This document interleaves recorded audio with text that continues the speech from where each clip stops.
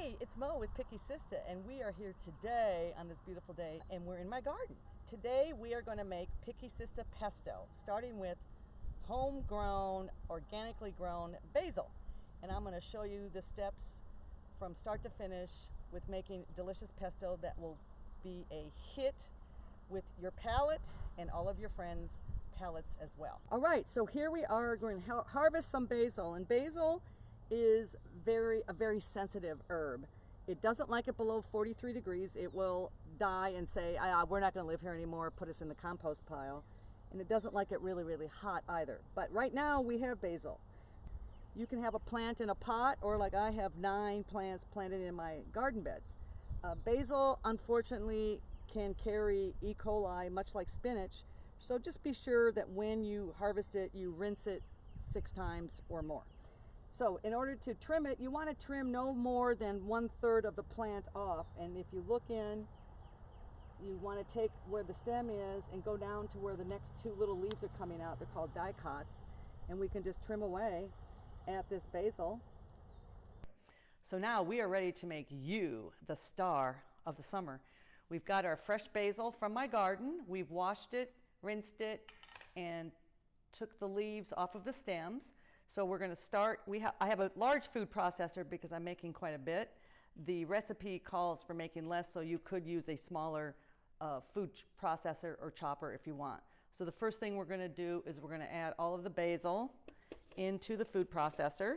We're going to mix it in with all the spices, and the spices are garlic that's chopped, lemon juice. The lemon juice happens to be from my gardens, salt, a little bit of red pepper flakes, and a touch of black pepper if you so desire.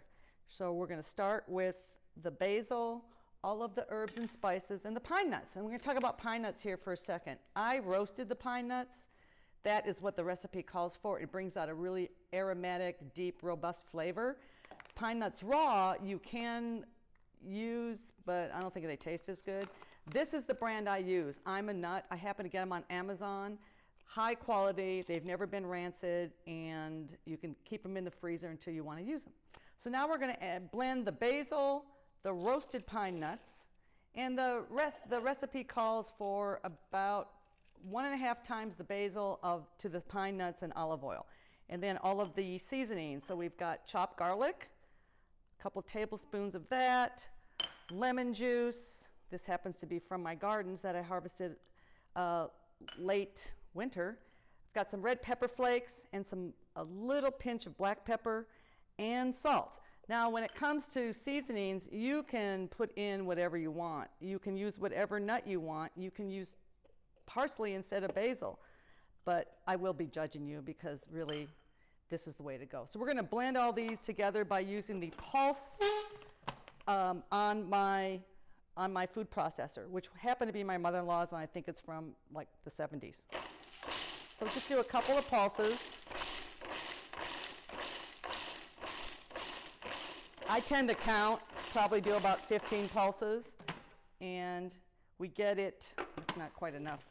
Do a little more. Then I'm going to scrape the sides just to make sure all the basil gets chopped. You don't want it in a mush. You just want it to be a coarse paste. But it's all up to you, depending on what kind of texture you want. But typically, think about if you buy pesto, what it looks like. We want it to look even better than that. So now, the next thing we do is we add the cheese. We've got Parmesan cheese mixed with Romano cheese, and we're going to put that in right with the basil, the pine nuts, and the seasonings. And again, we're going to pulse that together to blend it. I like to use mostly shredded Parmesan and a little bit of grated Romano, just because I think it gives it a more interesting flavor. I'm going to scrape the sides. It really is pretty easy. It really is. It's pretty delicious too. We'll be doing a taste here in a minute. So I'm going to pulse that together, and then we're almost done. Next thing is to drizzle olive oil, and voila, we will have pesto, which we will be tasting. And depending on how much olive oil you like will determine how much you put in. But normally you're putting in the same amount of olive oil quantity-wise as cheese. I use organic olive oil because I think homemade pesto deserves the best ingredients. So we're going to mix this all together. Let's stop and scrape the sides. Occasionally, oh my Lord, I wish you were here to smell this. It is delicious. Now, to me, it still looks a little dry, so I'm going to add more olive oil. And I have olive oil in my kitchen all the time for things like this. These little drizzle things are fantastic. So the lemon juice sort of brightens it a little bit. That is pretty dang good. So now all we got to do is put it in containers. I hope you enjoy it, and I hope this made your mouth water like it did mine.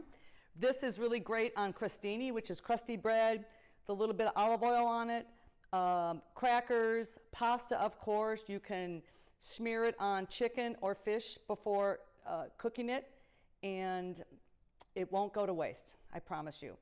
These sell for $10 a container. So I hope you enjoyed it. I certainly enjoyed it. My cameraman enjoyed it. And go make some pesto.